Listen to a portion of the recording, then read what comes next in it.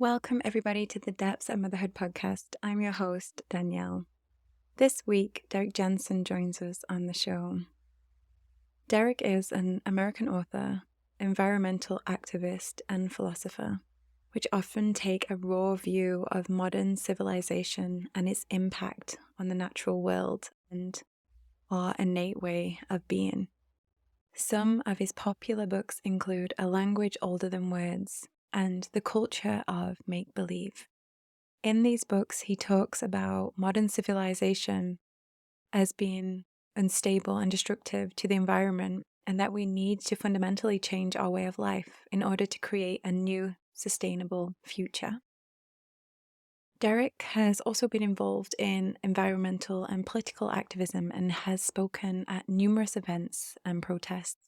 He may be viewed as controversial in some circles due to his radical views on what we are doing in this world. So I've been following Derrick's work for a long time now, and I read his book, A Language Older Than Words, which is really wow. I don't have words to put to it right now, but basically it opened my eyes to perceiving the world in a whole new way. And it sounds really dramatic, right? But the way that he writes, it does that. And he shows you things that maybe you're afraid to look at or explore, but when you do, you can't unsee them. And a lot of his work before I read the book was through YouTube and other interviews, and I just thought, wow, the way that this man is sharing his theories and beliefs and his experience is really resonating with me. So I was so excited when he accepted my invitation to come on the show. And so we explore a bunch of things. I actually thought it was going to be mainly focused around the word sacrifice, because motherhood as a sacrifice has come up a lot for me, reading about it, hearing it in conversation. And I really wanted to get to the root, to fully understand what this word means to me, because there's so many views on what it means. And because I think that is the thing with words. It's like, what meaning do we have with it? And also, what meaning does society put on it? Because language is this man-made technology, and it allows us to communicate with the world. And sometimes it can move us further apart, or it can move us closer together, depending on if we understand the language. And that's the same for our body as well, and with nature. And so that's why I love his book, A Language Older Than Words. Like, the title is amazing. And so that's what I really wanted to get into, and we go in so many directions. When I say we, I mean I'm following on Derrick's journey with his incredible mind. So from that, we kind of go into how have humans lost touch with nature? And what is that language that is older than words? And how can we tap into this to connect more deeply with ourselves and the world around us? And from that, there's this flourishing that can come from really respecting and nourishing ourselves and letting that ripple out and seeing that everything is connected if we slow down enough to listen, and not only to listen, but to understand. And we also go into relationships and how, in our society, something that we speak about a lot is like this frazzling out of like the spark goes, or the passion or the interest. And he says something really profound about this that has really changed my way of looking at relationships. This then goes into just society in a whole, and how we have our attention in different areas that don't serve us. And looking at the word addiction, and he tells me that it is, the root word is enslave. And I'm like, wow, that is spot on when we get into the conversation about technology, about pornography, and how it is this this creation that has so many people hooked in and wanting more and more and more. And it's like the next level and the next extreme. And finally, we wrap it up with a beautiful story about his relationship with his mother. And he talks about her so fondly and how she created the space for him to be curious. And I just love where the conversation goes and just really stepping back and seeing what is it that our kids really need to stay in touch with their intuition and their curiosity. And he also talks about the books that he's creating and working on right now, that one of them actually has a lot to do with his mother and taking care of her before she died, and how a tribe is needed to support the dying. And I never thought about it like this before, but it also links into things I've been thinking about recently of how, in postpartum, all of them segments, them foundational pillars to support the mother, they're really what we need through any rite of passage that knocks us down, that requires us to slow, to be nourished, to be supported, to come back to our body, to fully process and integrate. So yeah, it woke up a lot inside of me, and this is a long one. This is an hour and 12 minutes, I think it is. Well, plus whatever I'm talking right now. But it is so worth listening till the end. So in my world, I know you are following me on social media, and I've put a post up recently about that I'm going through a rough time. And this is the first time I'm going to say this on any platform, but my brother died 2 weeks ago. And it's been the most painful experience that I've ever had in my entire life.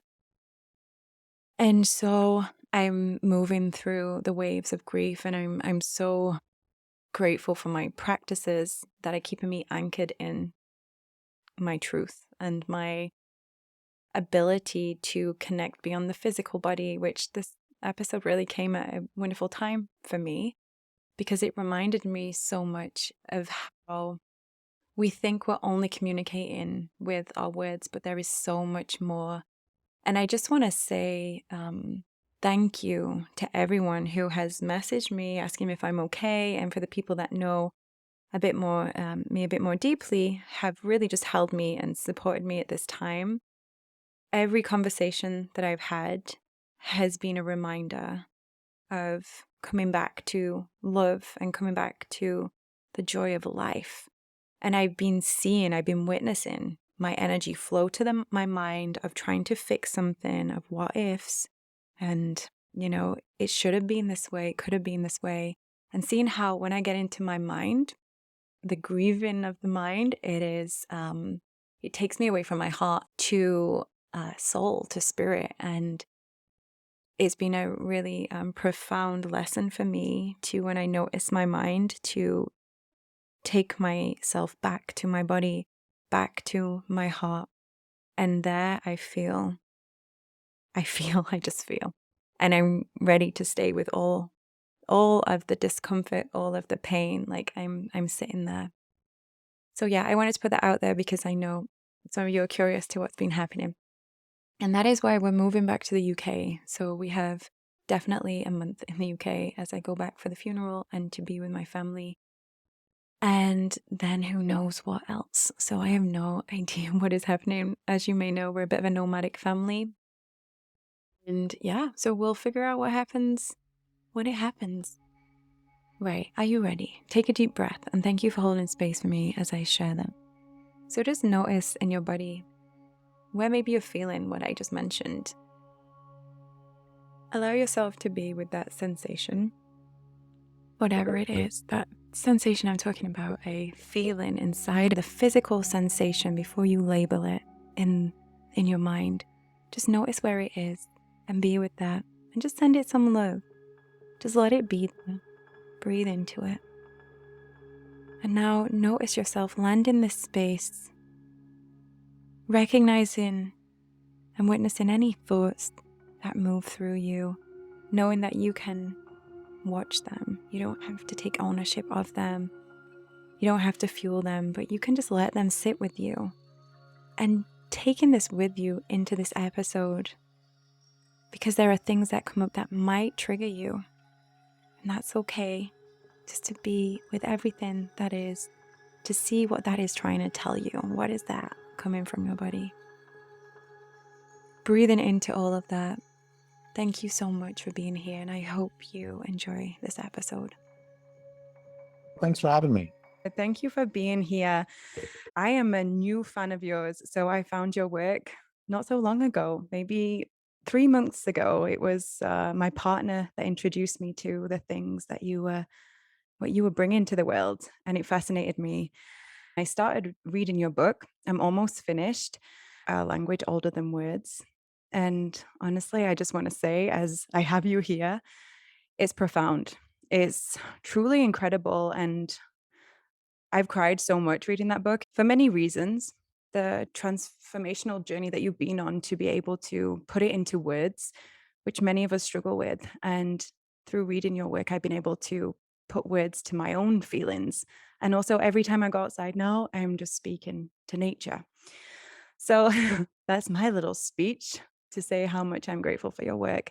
I would love for you to share with the listeners how you got to this point doing everything that you're doing, what inspires you to wake up and share. Well, thank you. Thank you for all that. That means a lot to me. Um, so I guess in some ways, um, the when people ask how I became an activist or how I became, you know, got to do the work I did or got to do the analysis that I did, I I usually say that there are a couple threads that come together pretty quickly, and there are some sort of disparate events in my life. And one of them was, as you know from the book, my father was extremely violent and he broke my sister's arm. My brother has epilepsy from blows to the head. He raped my mother, my sister, and me. And the question that I was asking as a child, I didn't have this language, of course, I was a kid, but the question I was asking really was if his behavior isn't making him happy, why is he doing it? And that, again, I wasn't 6 years old using that language, but that the question was sort of hanging in the air. And, I couldn't understand why he was doing it. And that has informed my analysis, up to this day with, you know, this culture is killing the planet and it's not even making us happy. And there's so the question sort of morphed over time into why do so many people and why do people collectively do things that are stupid and destructive and not even necessarily in their own interest. And we've all known people who um we've either known or been people who um either get into bad relationships, or if one is in a semi decent relationship, then one will act to sabotage that relationship. We've certainly, either known or been there. So that is one part of my questioning. And then another part started to come together when I was in second grade. So that's like 7 years, 8 years old. They put in a subdivision near where I lived. And I um again didn't have the language for this, but it was clear to me that you can't have infinite growth on a finite planet. It was clear to me that if this kept going on, where would the meadowlarks live? Where would the garter snakes live? Where would the cottonwood trees live? And that was language I had at 7 and 8. The language I didn't have, again, is you can't have infinite growth on a finite planet. Okay, so now let's fast forward to college when I did well in math in high school, and if you do well in math in high school and you get a scholarship to an engineering school, of course, that's what you do. And most of the people that I went to college with did not particularly enjoy what they were doing. And I had this sort of strange hobby of asking people if they like their jobs. And about 90% said no. And I I started asking, what does it mean when the vast majority of people spend the vast majority of their waking hours doing things they don't want to do?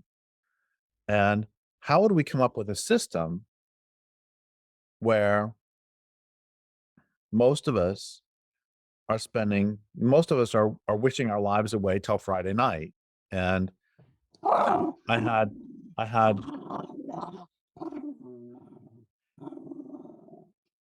that's that's Tony Oh, who is he's growling because there's bears banging on the window downstairs. really? Well, Yeah. go on, Tony. Um, anyway, um, so well, bears make actually a great example. I mean, bears don't have to work jobs and Mhm, they don't um so I had fellow students, we're all 21, 22, 23 years old, and I had fellow students who were looking forward to retirement. oh, And um, it occurred to me that if I worked a job I didn't really like and then retired, I would probably get hit by a bus the next day. And I'm like, what was the point of all that? And so, I'm not attacking anybody who gets regular jobs. I mean, what I'm going after is the system here. I mean, so just on and on, I'm questioning. There's a great line by this guy, Frederick Winslow Taylor, who is responsible for even more than Henry Ford. He's responsible for the assembly line. And Frederick Winslow Taylor had this great line about how in the past, and excuse the sexism, in the past, the man was first. In the future, the system shall be first. And it's really the question of who's in charge. And um, I mean, you can see how all of these are sort of related. And then I guess the last one to bring in is when I was in my mid 20s, I was just overwhelmed by two things in my mid 20s. One is I was overwhelmed by the the horrors that we face. I mean, this culture is killing the planet. It's just the problems are so big, and I don't know what an individual can do. So I did what most of us do when we're overwhelmed, and I didn't do anything. And then one day I uh, realized that I wasn't paying enough for gasoline.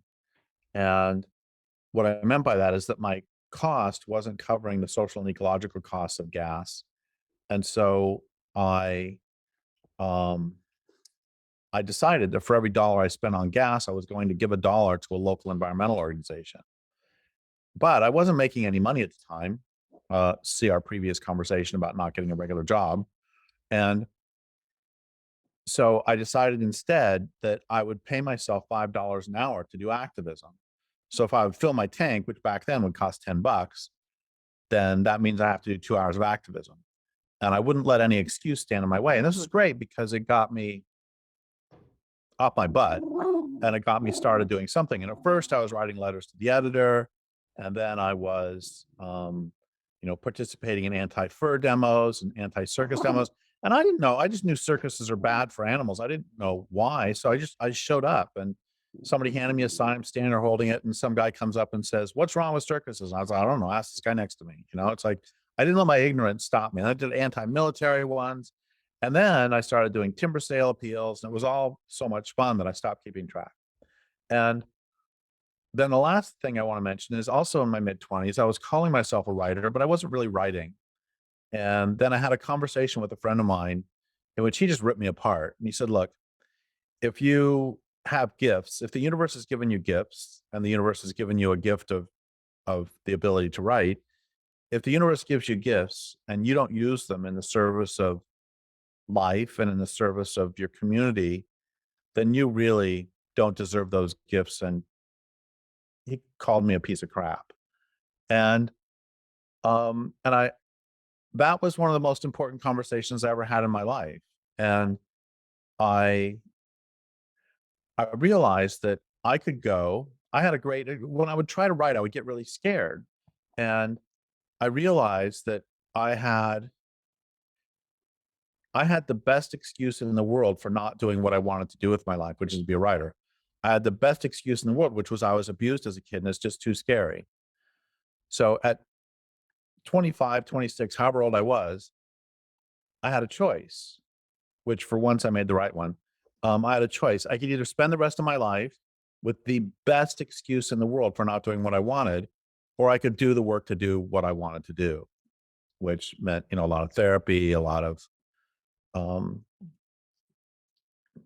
a lot of reading books, a lot of, spending years learning how to write. I mean, there's this great line about how, well, a couple of them. One is, you're not a real writer till you've written a million words. And so I had to write those million words, many of which were crap. I mean, when you start off as a writer, you're going to be just crap, just like when you start off as a painter or as a musician. I mean, there's that old joke by the comedian about his parents have him learn the violin, and he says, "I'm going to make a bad noise." Um, we're going to stink when we start at anything, and so there's all that. And the other thing about that is there was a study done of composers and of a lot of the classical composers. And a lot of the classical composers, the magic number was 10 years from when they started dedicated study to when they produced their first truly creative work. And that was true for Mozart, Beethoven, Mendelssohn. And for me, I dedicated my life to writing in 1987. And I wrote all sorts of stuff in between, much of which I thought was quite good at the time, but was quite dreadful. And and then the first in 2007 was when I wrote A Language Older Than Words, and I really consider my first truly creative work. So for me, the magic number was, in fact, 10 years. Anyway, that's a long rambling bit on everything. That's amazing. There's so much that I didn't know. So thank you. Taking on this role as a mother is extremely challenging at times. And actually, what I read in your book, which really opened my eyes, was this term sacrifice. And actually, it's changed the way that I speak about this and how I've been communicating this practice of a sacrifice with the people that I connect with. And you in your book was talking about the duck that you had, and you had that moment where you looked into the duck's eyes, and it was this sacred moment where you communicated, and you realized what a sacrifice was, that there was so much depth to it. And I wonder if you could go into that to explain how you feel a sacrifice is and the beauty in it. Well, I thank you for that question. And there are a bunch of directions we can go. One of them is that, for better or for worse, actually, it doesn't matter if it's better or worse or anything else. It just is. Um, Life feeds off life, and the way life has evolved on this planet is that the admission price for this wonderful, beautiful thing that we call life, that we get these, you know, 7 months or 7 years or 70 years or however long it is that one individual gets to live. The admission price for that is your death, and you pay on the way out. And that's um that is something that the next book I write, after the one I'm working on now, the next book I write is going to be about my mom's death. She died 3 years ago. We had a very close relationship. And um it's one of the things that I realized in my mom's death, and I've known this before, but I knew it in my head, and now I know it in my whole body, that is that we have this very strange relationship with death where we make it both more and less than what it is. And um, I was 58 when my mom died, and in a small community, and she was, I'd known acquaintances who died, and just last night I was it's like there's this one acquaintance of mine that I hadn't heard from for a couple of 3 years. So I look him up on the internet. It ends up he died of cancer 3 years ago. He's an old guy. And, so I'd known plenty of people peripherally, the sort of thing where the person dies and you tell your friends, oh, it's really sad that this person died, and then you go on with your day. And my grandmother died when I was in my late 20s, and that was closer, but still, I saw grandma once a week, or I'm sorry, once a year during for a week during the year. It wasn't like we lived together or anything. Anyway, the point is that I realized that I had made it to 58 without having an intimate die. Again, there's my grandma died, but one week, seeing somebody for a week a year is a lot different than seeing somebody every day. And if I lived in a community of, let's just say, 120 people, and let's say the average person lives 60 years, by the time I get to 60, I would have seen, you know, a lot of deaths. And it struck me how well, one of the things that struck me is just how distant we are from death. And it's the same with the story with the duck. And the story with the duck was I was killing the duck to eat. And one of the jokes I tell, which is more or less true, is that I'm so I have such a hard time killing that most of the chickens and ducks that I ended up eating basically were died of old age. And I would wait until they're pretty sick, and I was like, okay, let's this is one for the broiler. And um it I don't think we have an understanding of death as a part of daily life. And but that's not really where I wanted to go with this. That's just one part. The more I want to talk about sacrifice, or what I think about when I think about sacrifice, is is I mean, there is the sacrifice of the somebody eating somebody else. And when I die, I hope that the bears eat me, and I hope that the vultures eat me. And I want to feed the forest, and not today. Um, and I so there is that sacrifice, the sacrifice of one's life that again is the admission price to being born. But there's also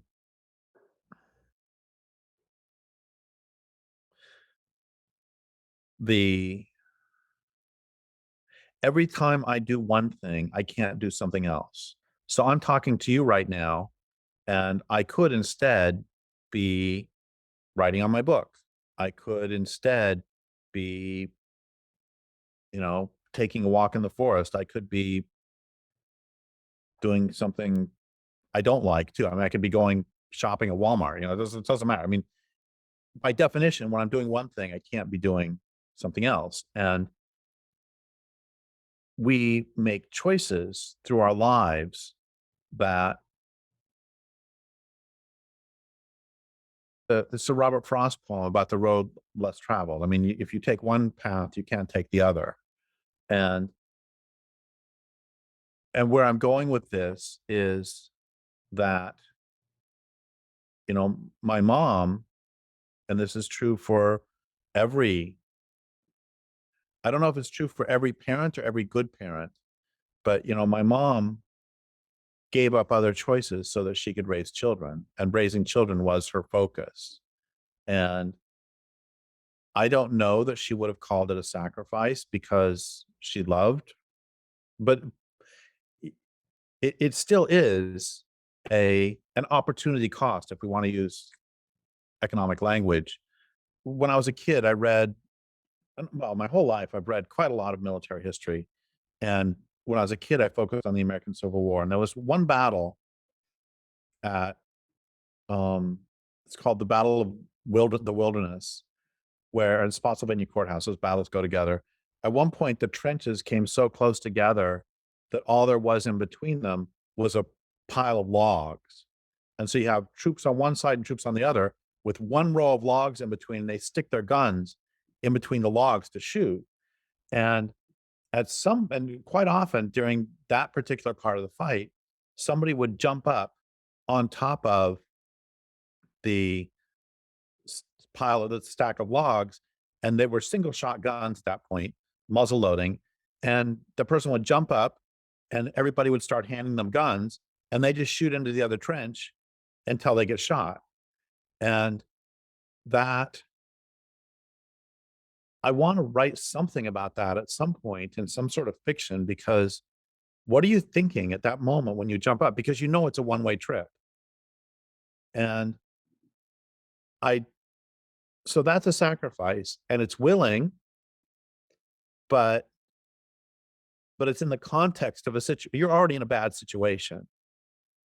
Or there's this one guy in World War II that I've also never forgotten about, that he's a American sailor, and the ship gets sunk in the Pacific, and somebody else, another sailor, has made it uh, to a lifeboat and is sitting on a lifeboat, and he watches the other guy. The guy straps himself to a machine gun rigging and then is continuing to shoot at the Japanese airplanes as the ship sinks. And he goes down. He can still see, even as the guy's underwater, he can still see for a little while the bullets coming up. The guy's shooting from underwater. And that, within the context, I mean, he was making a sacrifice there too, but it's in the Mm. context of severely restricted choices. And now let's take it back to motherhood, that, you know, there were times when my father would be being violent and my mother would take him into the bedroom and then you could hear the blows in there.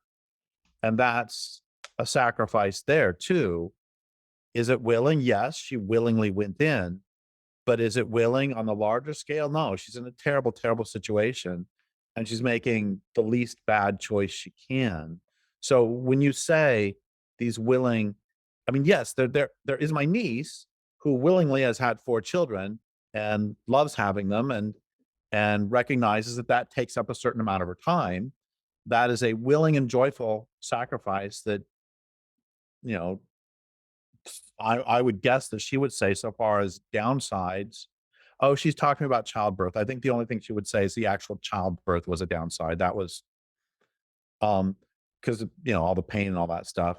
But the actual motherhood, am I rambling off topic No, again? this is great. When I'm thinking, when you're sharing this, I'm thinking there is this a sacrifice is something for the greater good, almost what you believe in, your belief.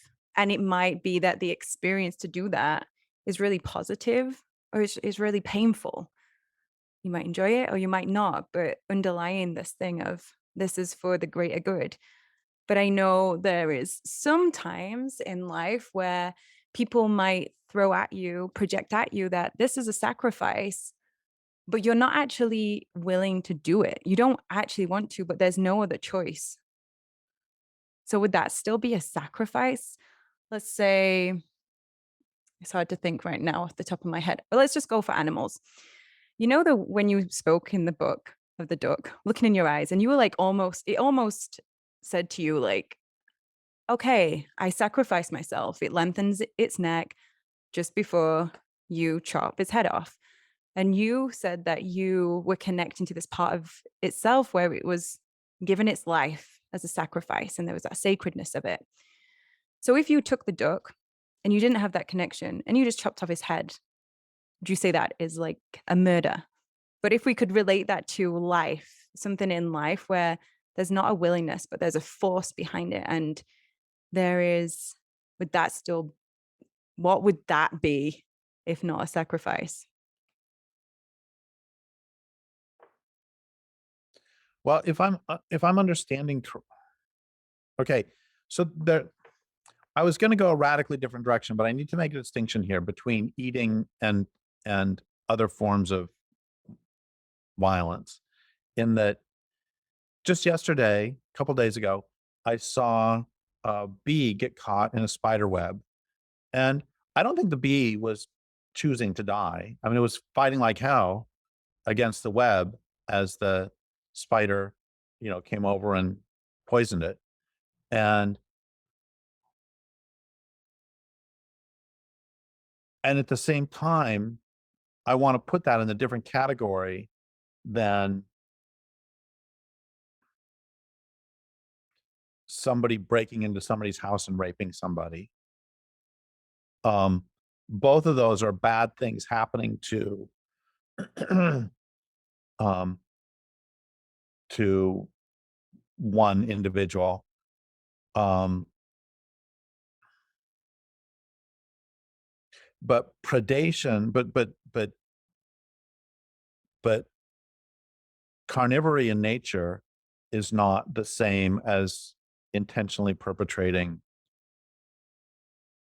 abuse onto another. But back to the notion of sacrifice, something I can say about sacrifice that covers both of these is when I was in college, I was a high jumper, and I loved practicing for high jumping. That was not a sacrifice at all. I mean, obviously, any time spent high jumping, I couldn't spend doing something else.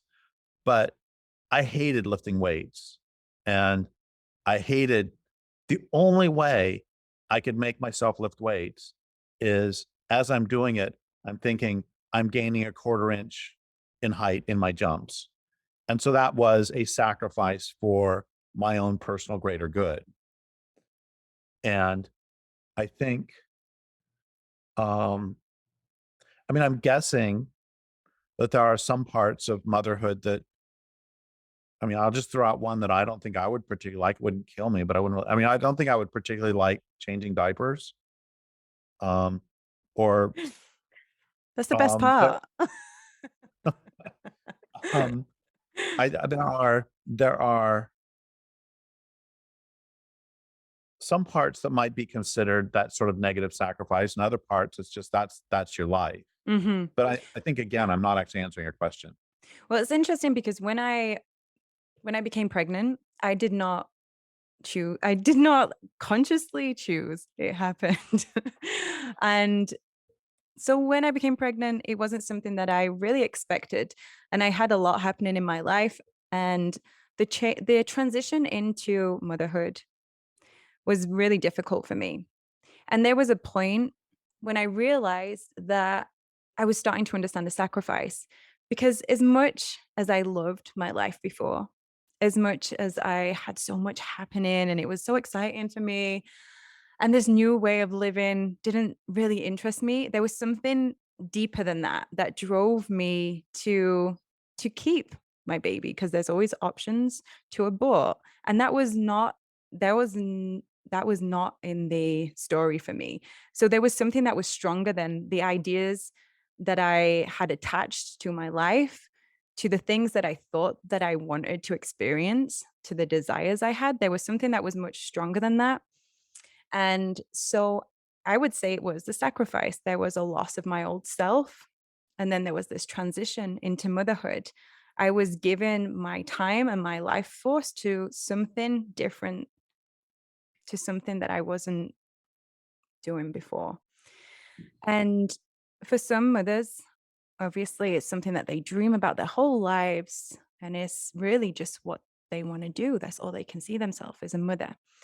And so I really like actually the way that you've pulled in so many examples for the listeners to explore with this, because it's something that's very clear within our communities that there is this misunderstanding of a sacrifice. And I think that if we can talk about it and explore it, then it allows us to understand it, and it allows us to be fully present with what's happening in our experience of being a mother, with all the challenges that arise from it. Something that I've heard a lot is motherhood is a sacrifice in a negative sense. When I speak to people that aren't mothers, there is this resistance to go into motherhood. There's a fear behind it, because the fear around the word sacrifice so deeply ingrained that it is a really negative thing, that they don't want to step down that path. They don't want to reproduce. They want to keep having their life as um, a maiden, not being in motherhood. So that's where it comes from for me. This fear behind motherhood is sacrifice, and not seeing it as this transitional process. Well, I think I hear what you're saying, and becoming a parent is a huge commitment, Mm. but I mean, it seems to me that this is just true of everything you do. And as I said earlier, all paths foreclose other paths. Um, I had this is probably way too much information, but I had a really interesting conversation with a guy one time. I did a talk, and then afterwards I had to get a ride. It was in Idaho, and there's a 2-hour drive to the town where I was gonna fly out the next morning, and I didn't have a ride. So I asked the audience, "Is there anybody here who'll give me a ride?" Which is frankly pretty stupid. Not I mean, for a male, it's not so much dangerous as it is just, "Oh my god, what sort of conversation could we end up in?" But then it was a delightful conversation, um, that and he said early on, and it was, one of those things that you'd see in a movie or something. Early on, he said, "So I wanna ask you a really personal question. Have you dated more than one woman in your life?" And I said, "Yes." And he said, "Well, and he was in his 50s, I was in my 40s at the time, and he said, "I'm married my high school sweetheart, and I've only ever in my life dated one woman. I've never wanted to date anybody else. I've never been unfaithful, never been tempted, never anything. But I just think, what is it like?" And he wasn't just talking sexually, but romantically. It's like, what is it like to date multiple women? Not at the same time, but what is it like to date one woman and another woman? Because I have no idea. And we end up having this delightful conversation about basically no matter which path you choose, you didn't choose the other path. And so you could have one path where somebody dates, you know, one woman a year for 40 years or one man a year, doesn't matter. And the other person you're together for with one person for 40 years. And each time, each of those paths has strengths and weaknesses and has things that are different that you get over here and you don't get over here, and things you get over here and you don't get over here. And it's the same with children that and it's the same with having worked a regular job versus, I think this now that I'm 60, 61. I think, wow, maybe I should have been an engineer for 40 years. I could have retired by now. And then I'd have a regular income. I wouldn't have any books. I wouldn't have had this great life I've had for the last 40 years, but I'd probably be making a ton of money. And and I mean, it's just this is basic. Every time you choose to turn left, that means you couldn't turn right. And is are there things that you can no longer experience because you have children? Probably. I mean, sleep is one I've heard when your children are young. Oh, yeah. And um and on the other hand, I mean, there are things that you experience. And you Mm. know, I don't look okay, it's really true. There's a cliche about writing, that writing is a terrible way to make a living and a great way to make a life. That's absolutely true. So, I mean, I have never through my books, I have never made more than like 15 or $16,000 in a year. And would I trade? I mean, but no, I have lived and continue to live this fantastic life. And so is it a sacrifice? I mean, technically it's a sacrifice. I sacrificed a lot of money because, I have a degree in engineering. And, I could have ended up a VP of some energy company by the time I was 30. And so I did sacrifice that. But is it a sacrifice? No, not particularly, because I've been having a hell of a time. So did that guy in the car, I mean, yes, he technically sacrificed, having relationships with lots of women. And then I technically sacrificed a 40-year relationship with, because at this point, unless I live to be 100, I'm not going to have a 40-year relationship. Um, and I suspect that a 40-year relationship from 50 to 90 is a little bit different than one from 20 to 60. Um, anyway, the point is that I'm hearing what you're saying. And yeah, it's sort of technically a sacrifice, but I just call life. And then I also just want to bring in that, I mean, one hopes that, I mean, the reason that me doing the life that I've lived has not been a sacrifice versus working in engineering is that I've been having a really good time along the way. And yeah, there are costs, but my mom used to say that there were some mothers who, I mean, the cliche is that on the first day of school, when the kids go to get on the school bus in elementary school, on the first day of school in the fall, that, then they all go home and party because they're like, yay, I don't have to deal with the kids all day. But my mom always said that on the first day of school in the fall, she would go back from the school bus stop and cry because she was going to miss the kids. So I don't think it was a sacrifice for her. Yeah, wow, that's really opened my mind as always when I'm listening to you.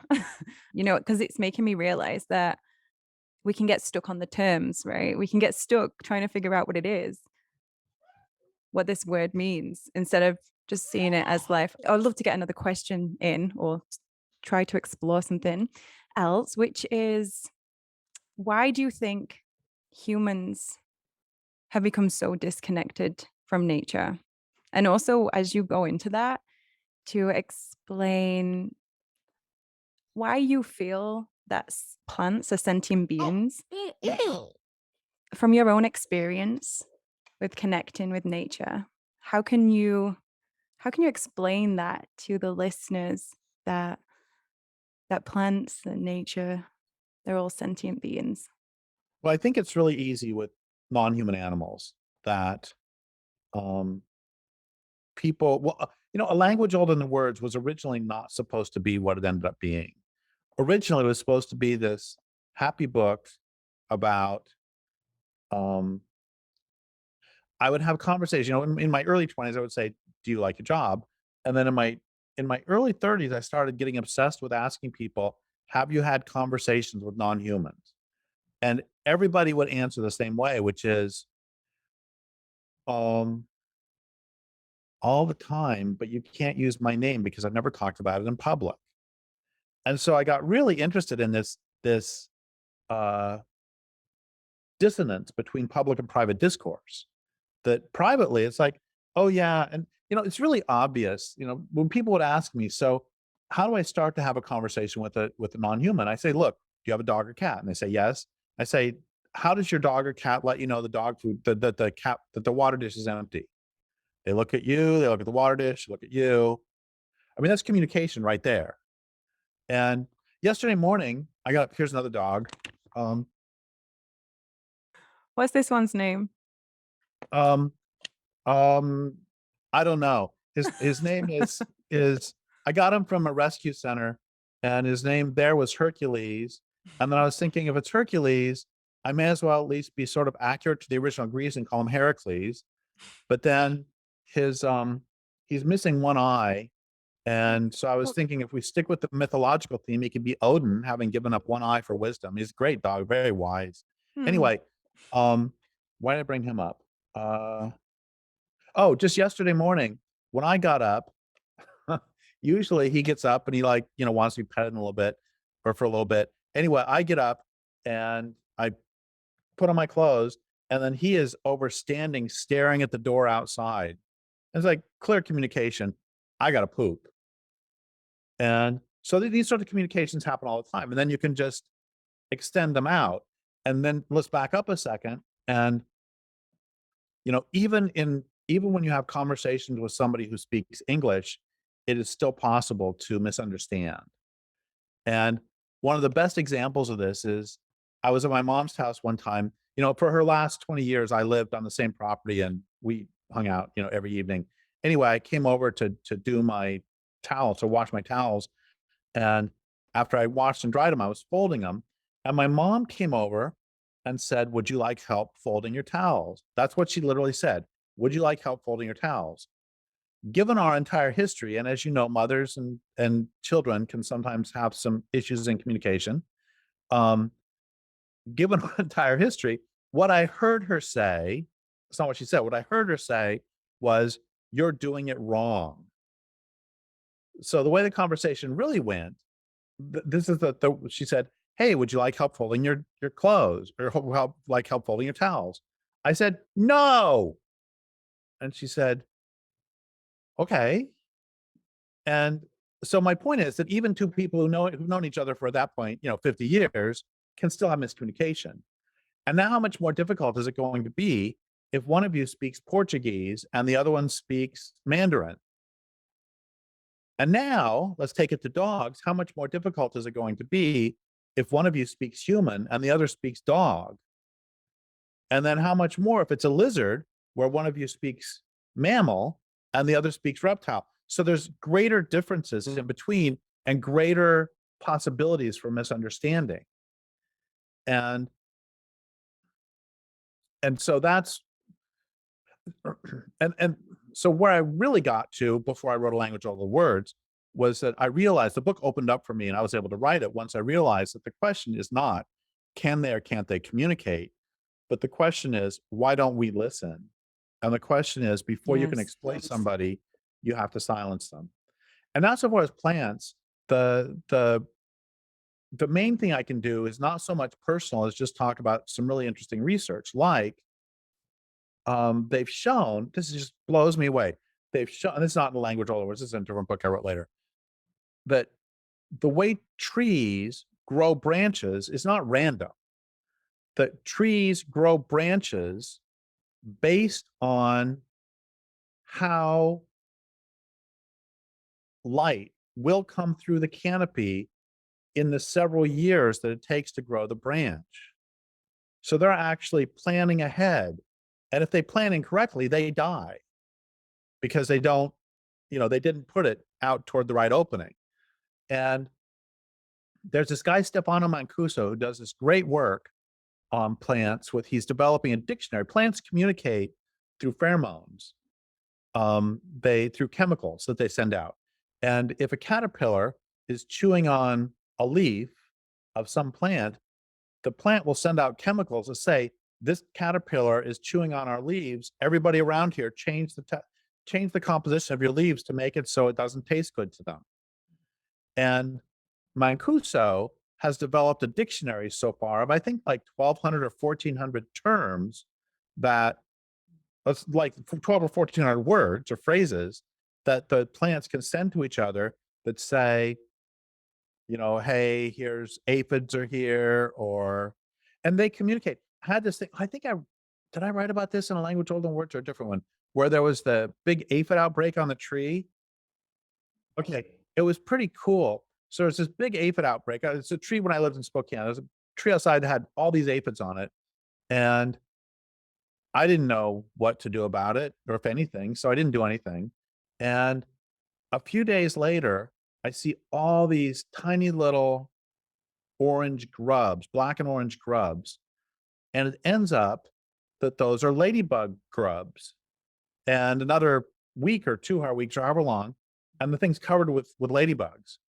And so what had happened, I didn't know this at the time, but I read about this later. What had happened is the tree sent out a message, and it can either be a 911, it can either be a call, an emergency call. Hello, we need some ladybugs here stat, or it could have been that the tree was sending out messages saying buffet is open. And in either case, it doesn't really matter what they're saying. It drew all these thousands and thousands of ladybugs in. So there's all sorts of communications happening. I think you And this did is write about that. Yes, I do. I remember something like that. And also when you were hooked into the lie detector test, which I found fascinating. yeah. So this guy, Whoa. Clee Baxter, I read about him first when I was a kid, that he did this. He used to, he ran a lie detector school. And at one time he worked for the FBI or the CIA or some, some federal organization. And he's a big deal, or he's dead now. Was a big deal in lie detection world. And one day, he was just bored and he had this huge Dracaena plant and he wanted to see, if I water it, how long will it take for the water to get up to the leaves so that and that will change the conductivity. And lie detectors are based on conductivity. And um, he wanted to know how long it would take for the moisture to get up there. So he attached it and he watered it, and nothing's happening, nothing's happening. And then, lie detectors are based on you getting nervous because of a threat to your well-being. Because, if you're talking to cops and the cop says, where were you on the night of the 14th when the night of the 14th was the night the murder took place? If you did it, you're nervous. If you didn't do it, it's like, oh, it was the movies, no big deal. You're not nervous. But if you did do it and now you lie, it's like, oh, I was the movies when you actually weren't. You're going to be nervous and it will change the conductivity of your skin. That's the whole point.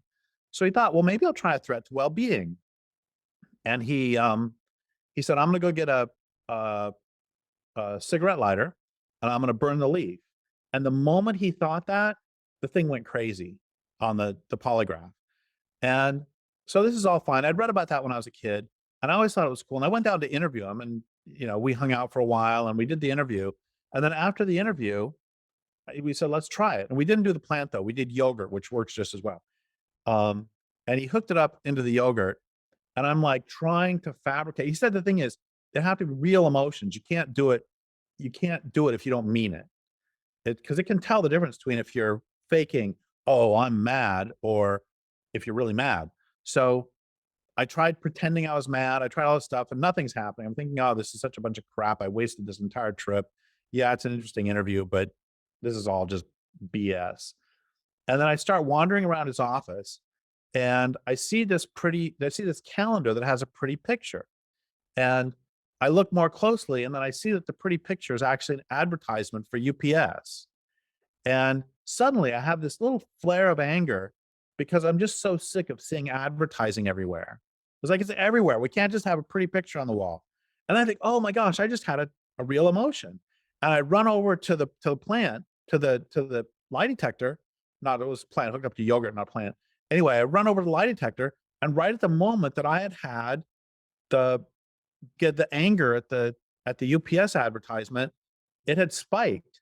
And now you have to believe me because unless you look it up for yourself, but it and I was, my family has this thing we call the Jensen paranoia gene, which is we often are like, I don't trust it. So I was really glad he was out of the room. He was completely gone when this happened because otherwise I could have said, well, he saw that I had a response and he hit a little button, or I could have come up with something, but there was no other explanation except that the yogurt was actually responding. It's fascinating. Honestly, Well, as we're that's the talking about thing. this, I get goosebumps because it makes me the way that I interact with the outside world is so different. And I noticed it straight away when I was listening to your stories.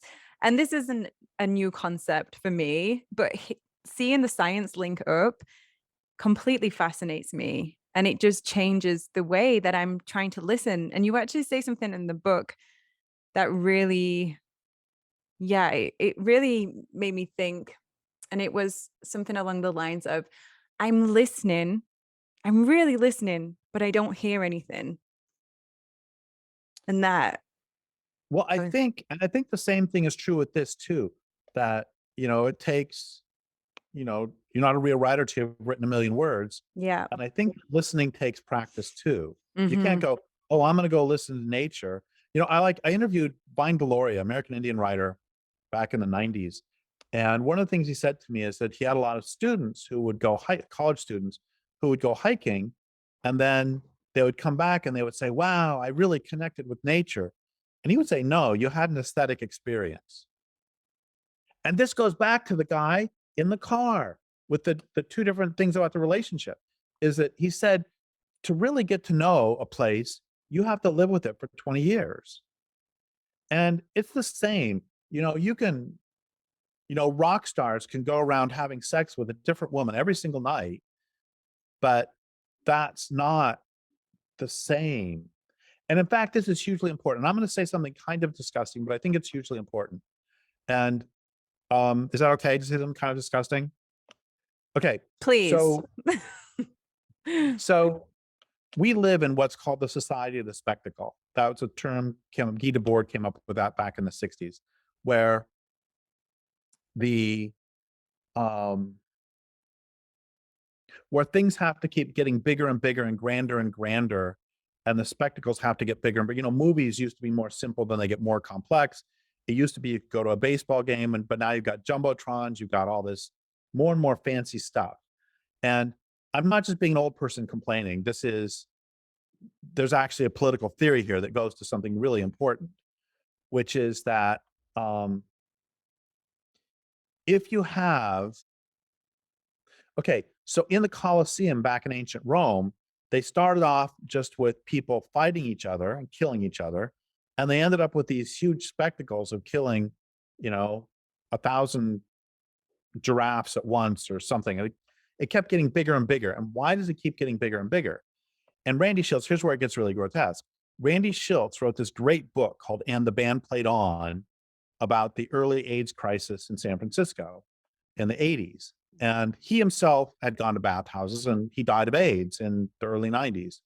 And at one point in the book, and this is the gross part, at one point he's in a bathhouse and he sees somebody sitting in a sling and somebody else, an amputee, rubbing their stump against the guy's behind.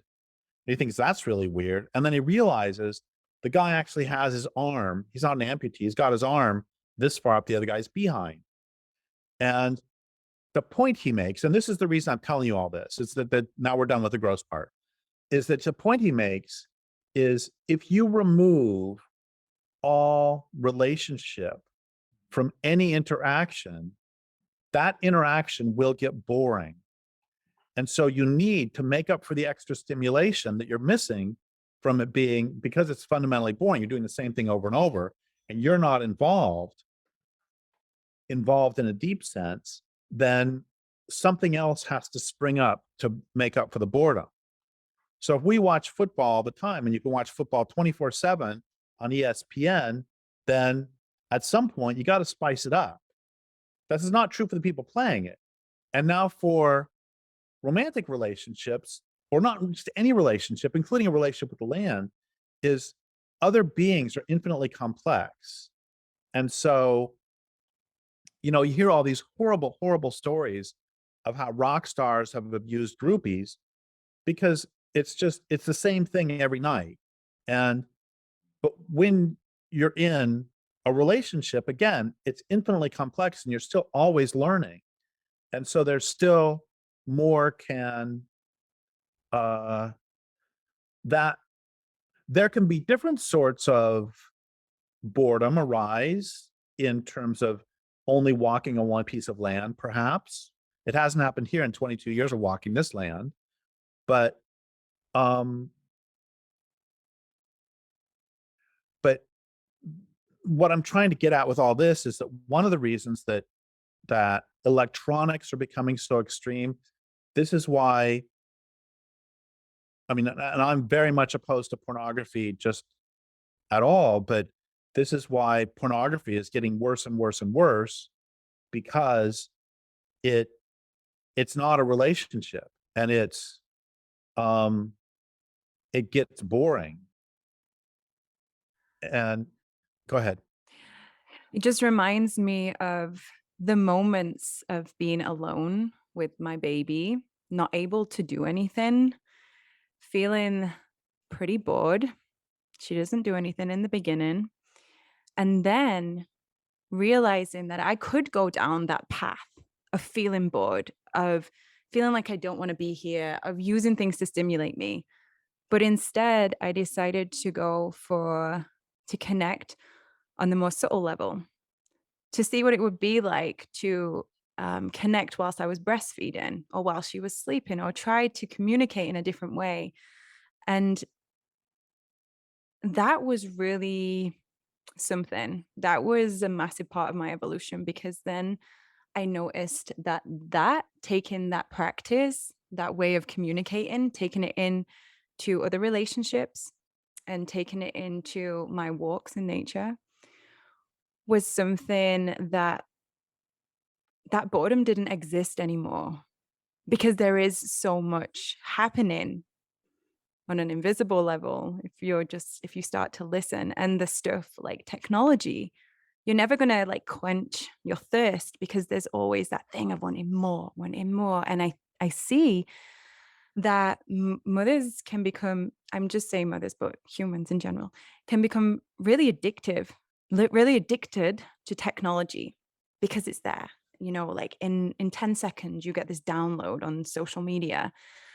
And seeing that is being very careful when I go into social media, being careful to go in and come out, because that's where I'm promoting. And that's where I see it as this work almost, to go in and to come out, but also to see it when I do go in, to have the energy around me that I'm going in for a purpose, that there's an intention.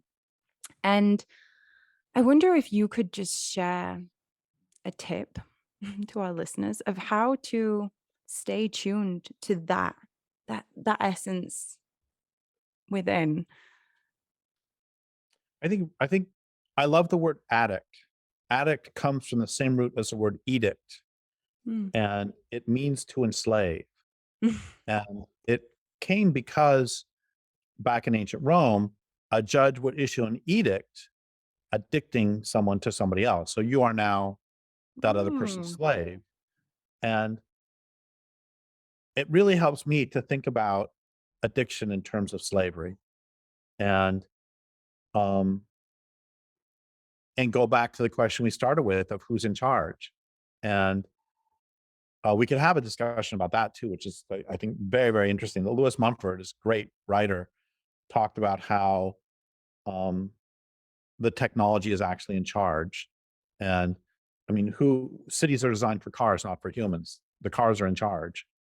And we can talk about this on every level. And I just read a few extraordinary things. I was not just read, I just was putting these in a book I'm working on. I'll read a couple of these about how addicted we are to technology. Um, this is stuff I just wrote a couple days ago. Um, I'm talking about the ability or our propensity to confuse what is real and what is not real, and how photographs and then movies and computers all add to a pre-existing propensity toward forgetting what's real. And what is real is the baby in your arms. That is what's real. And um, so I say, when I was a kid, I jumped off a roof because I'd seen this in lots of movies, and the protagonist rolled and got up running. On the way down, I only got halfway through the thought that this might have been a bad idea before the ground reminded me this was not, in fact, a movie. I did roll, but didn't get up running. At least I learned early that movies weren't real. The average American spends more than 7 hours per day looking at screens. This is slightly below average worldwide. If the average person spends 8 hours per day sleeping, most people spend nearly half their waking hours staring at screens. Children 8 to 10 are looking at screens about 6 hours per day.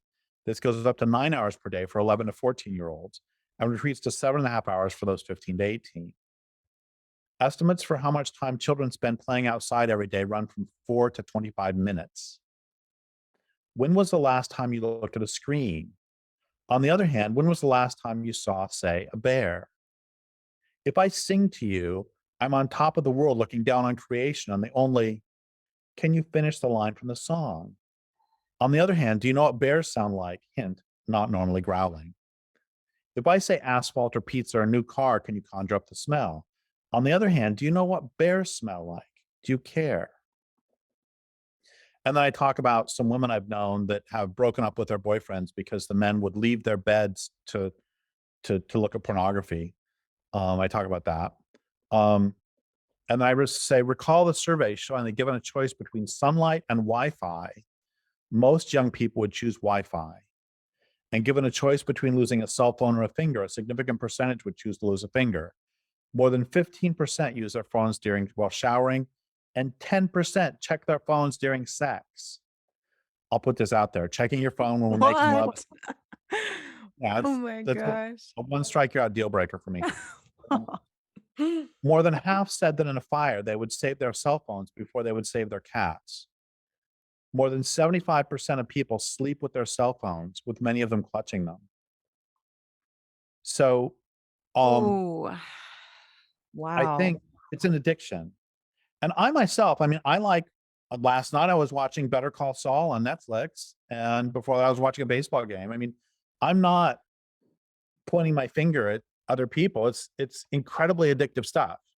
And um, but what I've found, my experience when Wi-Fi goes out is my experience is about 10 minutes of panic, and then it's like, oh, good.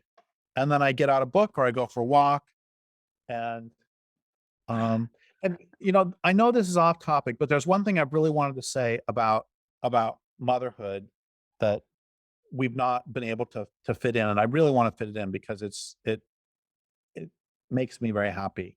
And that's um one of the reasons that I ended up the way I did, for better or worse, is that um one of the best things that my mom did is she always took me seriously. And when I was in my 20s, one day one of my nieces had a soccer game, and she was 7 or something, and I was going to go see it, and we lived in Nevada, so it was an hour drive anywhere. So I'm in a car with 2 women in the front seat. It was a station wagon, 2 women in the front seat, and then me and God knows how many little girls in the back. And at one point, one of the little girls said to her mother, "Mom, what's that machine out in that field?" And her mother said, "I don't know, dear." And then she went back to her conversation. And that's fine. I'm not blaming the mother. She could have been tired or anything else. But my mom never would have done that. My mom never once answered one of my questions. What she would have done is if I said, "Mom, what is that machine out in that field?" My mom would have said, "I don't know, Derek. What sort of field is that?" And I would have said, "It's a hay field." And she would say, "Well, what sort of machines do you think are in hay fields?" I'd say, "Well, I don't know." And she said, "Well, do they need a machine to cut the hay? Do they need a machine to bale the hay?" Um, and I would have said, "Yes." And then she would have said, "Well, does that look like it's a cutter or does that look like it's a baler?"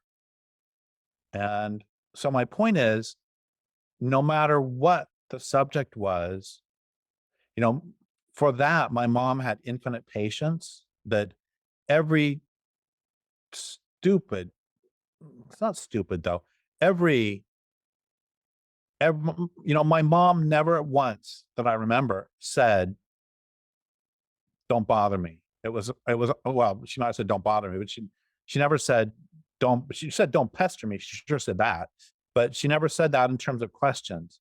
You know, "Mom, what sort of bug is this?" "Well, let's go look in the book in the bug book." And or when I got old enough, it's like, uh, "I'm not going to go look in the bug book, Derek. You know where the bug book is. Go look yourself." And so she uh, dramatically encouraged me to never stop asking questions. And among the many, many wonderful things my mom did for me, that was perhaps the best. That is so beautiful. And I'm sure many mothers listening to this right now feel their body relax. They'll take a deep breath and be like, I'm doing okay. I just need to be curious. I don't need to know everything. Let's go on this journey with my child. Let's be curious and let's see what we can figure out together. I really love that because I think there is so much pressure in this world to believe that we have to know everything so that we can teach our children. And Oh, that, and sorry, go ahead. no, go on. No, and my, so I'm actually very shy, but I remember doing this all the time. That I would ask like we'd be watching a nature program, and there might be some animal, and I'd have a question. My mom would say, "Why didn't you call the zoo?" I mean, she'd like call the experts. I would have a baseball question, and this is before the internet where you could just look it up, and she'd say, "Call the sports desk at the newspaper and ask them, what the rule is if just say you were watching a baseball game and there was a balk and you didn't understand it. Can they explain what happened to you?" And uh, it's really weird because I hate using the phone. I hate calling people. I'm terribly shy, but when it comes to uh like okay, so I've written some fiction that includes killings. And so, I have called doctors and said, "Hey, if you want to shoot somebody, but you don't want to clean up much of a mess afterwards, what caliber handgun do you use?" And as soon as they know, I called the FBI one time because I was stuck on a plot point and I couldn't figure out how to get a character out of something. And I had to call 3 or 4 different agents because the first 3 are like, "Why are you wasting my time with this?" And the fourth person I called is like, "Okay." So first she verified that I'm actually a writer and I'm not just like planning on killing somebody. But once she verified that, it's like, "Okay, so let's do this. Let's figure out how you'd make it so the person, gets away with it." Um, and I've gone to the police department and said, "Can you show me how the handcuffs work? Because somebody's going to put a handcuff on somebody." And people are just delighted. But the point is that it's this absolute, unashamed, insatiable curiosity that my mom implanted in me that is the single best thing that she could have done. I mean, I got plenty of insecurities, but I've never felt insecure about, "Oh, this question is going to make me look stupid." Yes, I love hearing that, Derek. Honestly, I think, like I said before, it's just lets the listeners have a deep breath because we don't need to know everything, but we can be curious. And even if it's uncomfortable sometimes, there's something within you that's driving you to have this bit of information in your life and go with that. I love it. Well, thank It's you. it's actually what really there's something inside of me that I can relate to because doing these podcasts is really just about sharing this information with mothers who want to raise their children more consciously and to evolve themselves. And yeah, I get nervous before doing it. I find it easy to reach out. Before every episode, I definitely have these nerves running through me, but I connect to that thing. It's like, yeah, but I want to know, like it can't stop me. So yes, I really resonate with that. And Well, your questions were all great. oh, thank you. And your answers are all great too. So Thank I you. have to get to my little one, but I would love for you to take the stage and just share what books are coming up. What are you working on right now? Is there anything that you're offering to the world in this moment or coming moments? I'm about 3/4 of a way through a book. Doesn't have a working title yet. It's about stopping rape culture, and it's about the um, different characteristics. There have been cultures in the world where rape is either non-existent or extremely low. And Peggy Reeves Sanday back in the 80s put out a book that she did a cross-cultural study. What are some of the characteristics of high and low rape cultures? And high rape cultures are more likely to be militarized. Um, they're more likely to have a male creator deity as opposed to a female or a couple creator deity, which is pretty interesting. Um, and also pretty counterintuitive because you don't really think about, and that's actually central to the whole book, is this idea that um, you know women give birth and men don't, and this is one reason that we end up valorizing what we think over what is real, over what the body is because a long time ago some men felt pretty insecure because women are more important reproductively than men are. Um, I'm not saying men don't have it serve any purpose. We do. But if you have 100 people in a village, 50 women and 50 men, and 49 of the women die, your village is going to die out. And if 49 of the men die, your village is probably going to be fine. Um, and so it, that there's this sort of insecurity among matrifocal peoples. There's not an insecurity. It's all fine. Everybody understands their different role.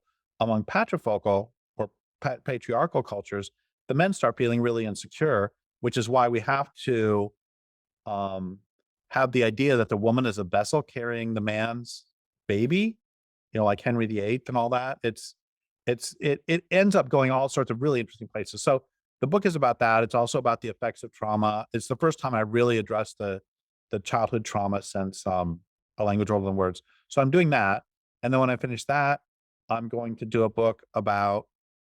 It's going to be called "Will You Help Me Die?"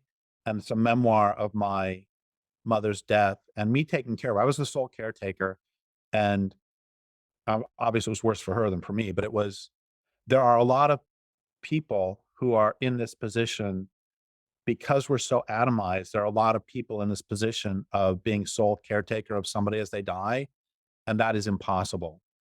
And you end up not, uh, I wasn't able to love her to death as should happen because I was so sleep deprived and then it's even worse because there are some single mothers who are simultaneously taking care of elderly parents and their children.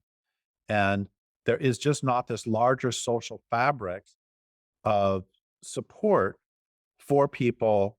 I've known so many people who are taking care of elderly parents by themselves, and it is an impossible task. You know, there's that cliche about it takes a village to raise a child. It Yes. really takes a village to take care of an elder. Yeah. And it reminds me so much of the similarities between having a child and being in the postpartum stage. And if you don't get the support, if you don't have the tribe, then how can you fully immerse yourself with that Yep. relationship? And how when you're falling apart, how can you how can you take proper care, proper attention, give proper attention to the baby? That lives on then, that gets passed on. Yep. Yep. Oh, I would love to have another episode with you and talk about your Let's do book it. once it's finished. That was wonderful. Thank Okay. you, Thank Derrick. you. Thank you so much. Have a Well, thanks. beautiful, beautiful day. I don't know Thanks. what You time too. is it there for you? 2:15. Oh, 2:15. Okay, you've got the rest of the day to go and walk with the bears. Yep. Okay, well, have a great night.